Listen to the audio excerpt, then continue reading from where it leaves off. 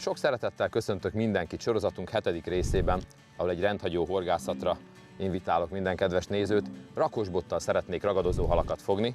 Igen, nem elhallás, ragadozó halakat. Elsősorban balint, de ha van egy kis szerencsénk, akkor szürkeharcsát, vagy akár még csukát is. A mai horgászat helyszíne Budapest, 2,5 milliós nagyváros, azon kevés részeinek egyike, ahol jól megférnek egymás mellett a vízisport kedvelői és a parton futó, kocogó, bicikliző és horgászó sporttársak. Ez a hely pedig nem más, mint a Csepelen található Csőhídi versenypálya, ahol az elmúlt 15-20 évben volt szerencsém részt venni több tucatnyi versenyen. Elsősorban dévérkeszegre, karikára horgáztunk itt rakósbottal, mesbottal, de bizony-bizony az utóbbi években annyira felszaporodott a balinállomány, hogy célzottan lehet rájuk horgászni, ha megfelelő etetőanyaggal, megfelelő élőcsalival ülünk rá. Az etetőanyag kevésbé fontos jelen esetben, sokkal fontosabb a nagy mennyiségű csonti. Hogyha valaki ragadozó halakat akar fogni rakósbottal, akkor ne kajára költse a pénzt, de mégis kell 1 kiló apró szemű keszeges kaja ahhoz, hogy az etetés helyén összegyűjjön a megfelelő mennyiségű 1-2-3 dekástól akár 10-15 dekásig terjedő apró keszeg, ami bizony-bizony ide csalja a ragadozó halat.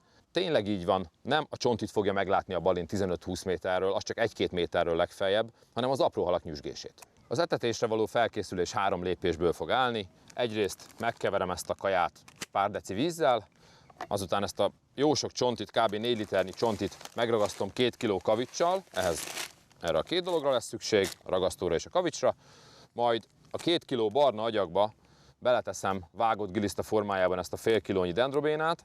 Ezt akkor fogom használni, hogyha van esély harcsára. Azt lehet látni, hogy a balinok megriadnak, eltűnnek egy kicsit. Ha tényleg ott vannak a harcsák, akkor ezzel a földesztőnyoggal próbálok rájuk külön etetni. Ahhoz használok egy kis halibut peletet is. Hogyha tényleg ott van és már akasztottam harcsát, akkor lehet őket nyugodtan bőven etetni. Horogra 2 gilisztát hoztam, földi gilisztát és trágyagilisztát, valamint csontit.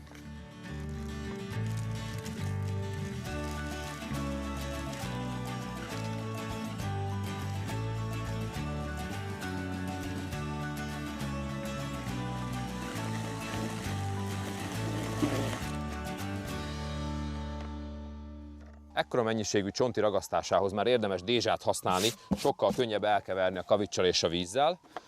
A sorrend ugye a megszokott, először egy picit megnedvesítem a kiöntött csontit, hogy legyen mire tapadnia a ragasztónak. Ehhez öntöm a végleges ragasztó mennyiségnek körülbelül a felét, majd egy ilyen előzetes ragadós állapotra megy rá a 2 kilónyi kavics. Ha csak nem zsilipelnek ma túl sokat, akkor folyni fog a kis Duna rendesen, úgyhogy kell hozzá egy 2 kilónyi kavics. Ha a kavics bent van, akkor jöhet még egy kis víz, majd a végleges ragasztó mennyiség.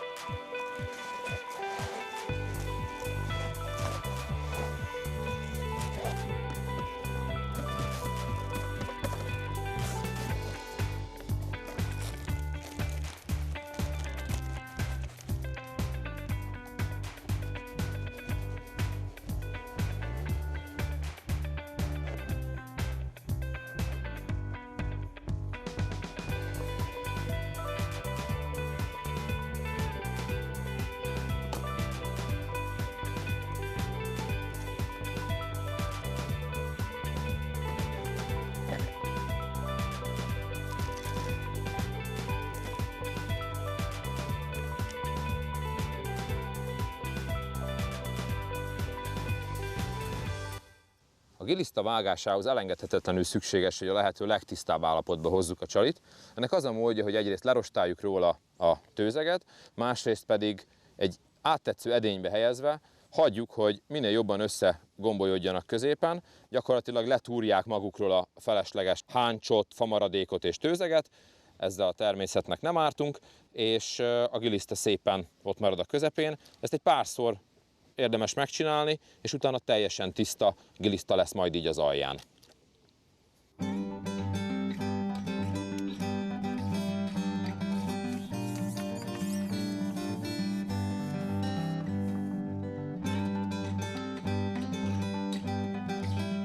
Az alapozó etetésnél egyetlen egy dologra kell figyelni, Nem érdemes eldobni a bospicéig a gombócokat. Ugye ezek elsősorban apró halat vonzanak majd ide, nem pedig a balinokat. Érdemes egy méterrel rövidebbre dobnunk, és mögötte fogunk tudni majd a ragadozókra horgászni.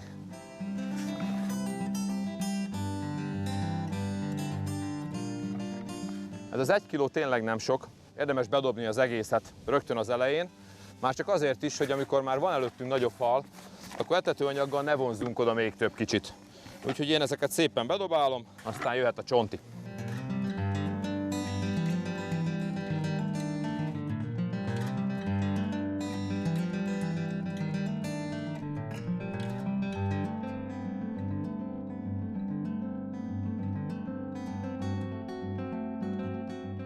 Ha az alapozó etetés már bent van, akkor átadunk egy ilyen gyerekded méretű csonti gombócot, és kezdődhet a peca.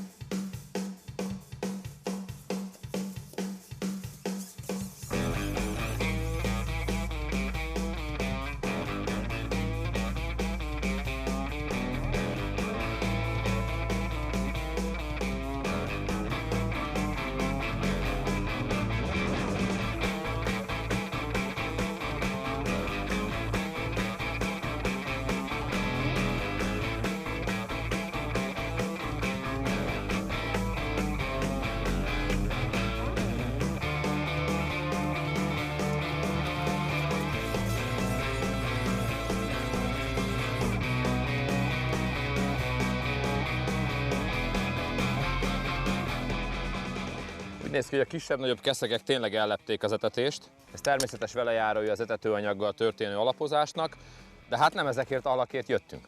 Úgyhogy amíg a keszegek tobzódnak és ide találnak a balinok, addig én beteszem a legnagyobb úszómat, egy nagy horoggal, egy nagy csimbó gilisztával, megfogom egy pontban, és nézem, hogy esetleg jön-e közéjük harcsa. Erre a lapos úszós szerelékre akkora horgot tettem, hogy könnyen elférjen rajta 3 szál giliszta. Ezt beteszem egy pontba, és addig megmutatom a többi szerelékemet.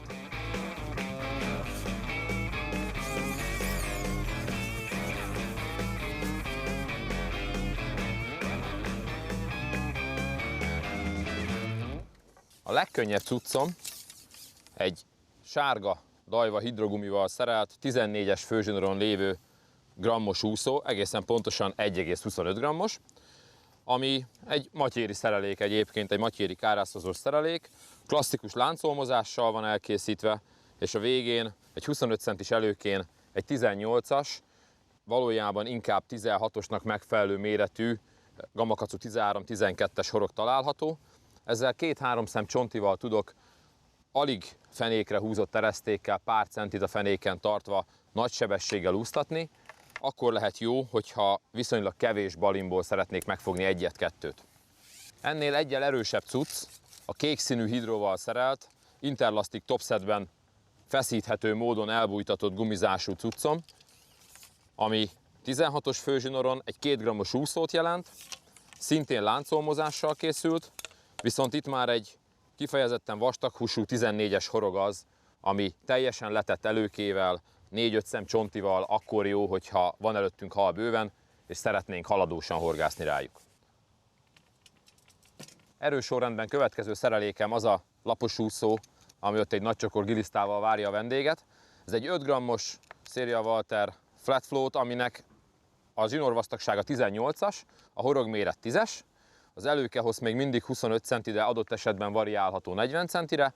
Jól túl van húzva, tehát a jelzőólom is lent van a fenéken, és egyáltalán nem célom az, hogy mozgassam, ezt egy pontban tartom addig, míg valami fel nem veszi a csalit. A legerősebb cucc pedig egy Csillag Lacitól kölcsönkért topset, amivel én az életben nem ülnék le horgászni, de ő itt a napokban fogott harcsát, nem is egyet ezzel a cuccal, ezért kölcsönkértem tőle, hogyha a többivel elakadnék. Ez egy fekete hidrogumival brutális erősre szerelt, előke nélküli cucc, ahol egy 22-es főzsinór fut végig a gumitól a horogig. A horogig, amit félve mutatok majd meg a kamerának, hát ő azt mondja, hogy 2-es, de szerintem 1-0-ás, és természetesen hosszú 40 centis előkével teljesen a fenéken fekszik. Ő itt 2-3 szál nadállyal rakózik, hogyha úgy adja a sors. Nekem az most nincs itt, de 4-5 szágilisztát föl fogok rá tenni, hogyha ez kell. Ez egy 6 grammos duci úszó egyébként, úsztatni is lehet vele, de nincs értelme, le kell tenni egy pontba majd ezt is.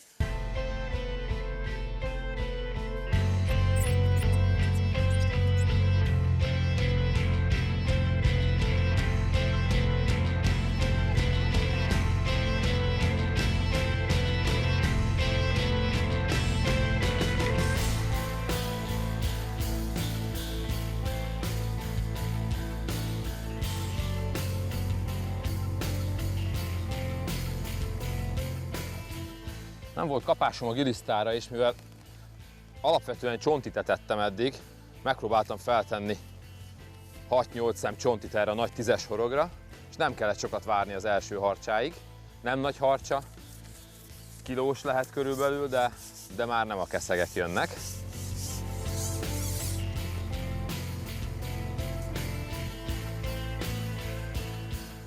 Picit hagyom még a hínár túloldalán forogni, aztán gyorsan, rövidre húzom a gumit, hogy ne menjen bele. Így is belefog, de legalább feszesen tudom tartani.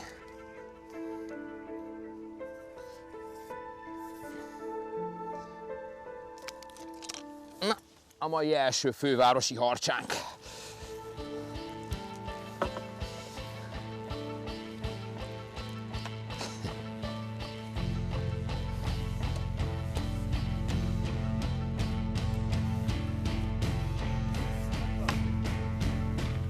Nagyon fontos, hogy ezekre a gereben fogakra figyeljünk, nem szabad 16-os, 18-as előke alá menni, sőt, akár még följebb is lehet, mert gyorsan elreszelik az előkét.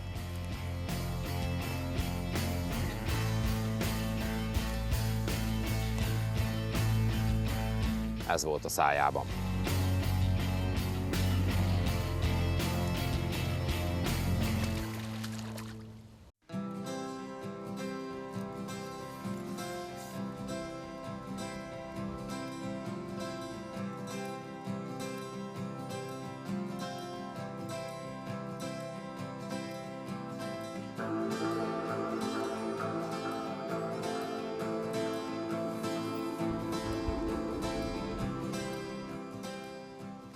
Mivel a harcsák jó ideje nem mutatkoztak, felvettem újra a finom cuccot, és persze toltam egy ragasztott csontit, és az első hal rögtön egy nagy dévér volt, úgyhogy ha ez van a karikák helyett, akkor nagyon szívesen keszegezek is ma, de azért még próbálok majd balint fogni.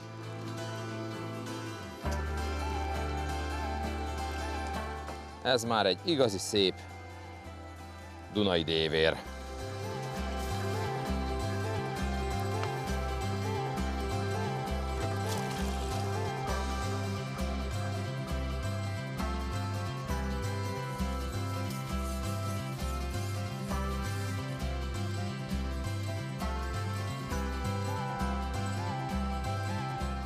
Ha eltelik egy pár perc a gombóc után, akkor a nagy dévérből nagy karika lesz, a nagy karikából kis karika, és újra etetni kell. Főleg, hogyha balint szeretnék még ma fogni, akkor biztos, hogy sokkal több ragasztott csontit kell etetni, és el kell felejteni ezt a gilisztás irányt. Úgy néz ki, hogy arra ma nem rágálnak a halak, a harcsát is csontival fogtam, a nagy dévért is csontival fogtam, úgyhogy maradok a ragasztott csontinál.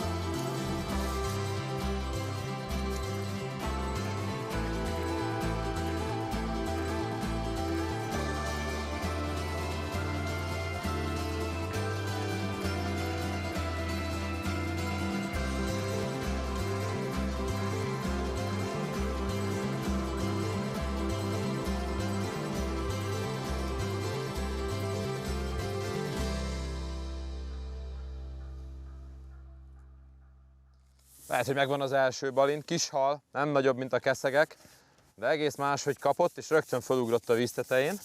Jó lenne már, mert addig csak karika, dévér, bodorka és harcsa volt. Igen, az első kis balim. Ebből a méretből van a legtöbb a Kis Dunának ezen a szakaszán, vagy egy picivel nagyobbból, de azért jellemzően előfordulnak a 1,5-2 kilósak is. Szereti a csontit.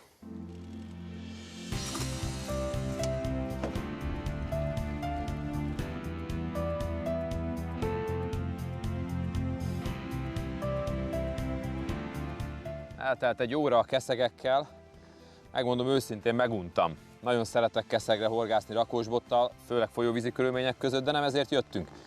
És most feltettem erre a csillaglaci féle szelerékre 6-8 szál gilisztát, vártam egy picit, és jött egy nagy hal, szerintem harcsa, mert üti a zsinort, de még nem láttam. Ez sokkal durvább gumi, rövidebb fárasztási idővel, meg nagyobb eséllyel arra, hogy elmenjen. De olyan nagy a horog, meg olyan erős a cucc, hogy azért félni nem félek.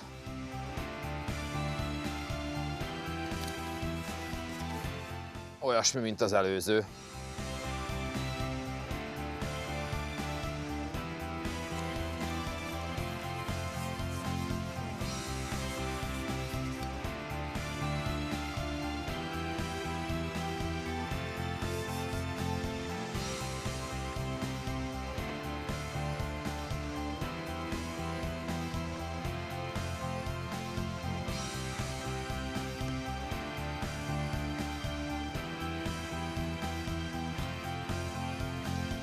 Jó, tele van a hasa valamivel.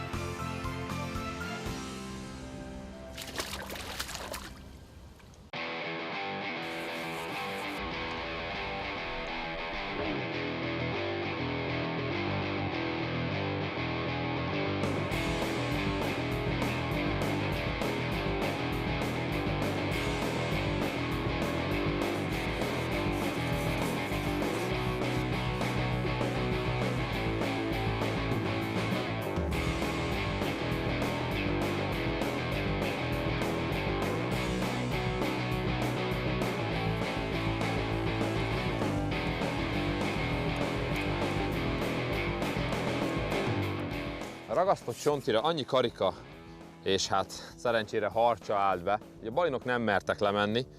Följöttem víz közé, 60-70 centivel vagyok fenék fölött, és egy pár marék csonti maradt, azt lövöm folyamatosan csúzlival, és meg is van az első víz közti balin.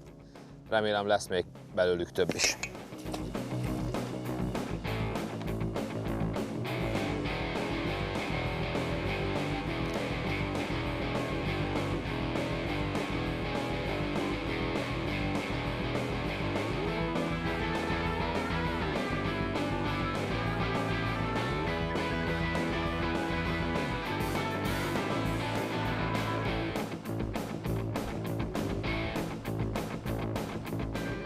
Úgy néz ki, ez a lőcsonti működik. El kellett jönni a fenékről, és a legkisebb horoggal, 3 szem csontival, az 1 grammos úszóval szépen lehet úsztatni, és egy 2-3 méterre fölé lőni a csontit. Az állóvizeken jó szokott működni, nyilván ott nem fölé lőjük, hanem bele. Nem gondoltam, hogy itt is ilyen trükkhöz kell folyamodni, de tényleg annyi keszeg van lent, és ugye azért csak ott voltak ezek a harcsák is, hogy balin óvatosabb annál, nem ment le közéjük, víz közt viszont meg tudtam találni őket.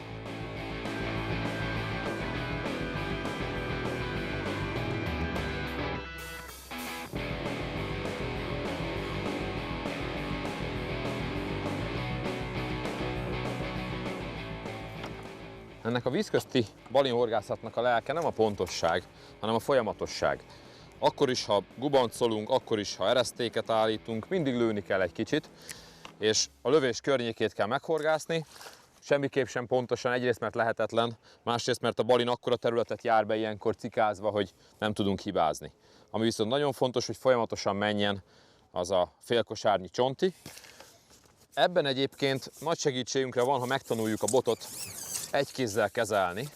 Itt most nem feltétlen a konditermi részére gondolok a dolognak, hanem arra, hogy 3 ujjunk kerüljön a nyíltag alá, 2 pedig fölötte maradjon, nyilván a mutató és a hüvelykúj. Így a bal kézzel összeszedett kosárba tömött csontit, azt kényelmesen el tudjuk lőni, kényelmesen és pontosan.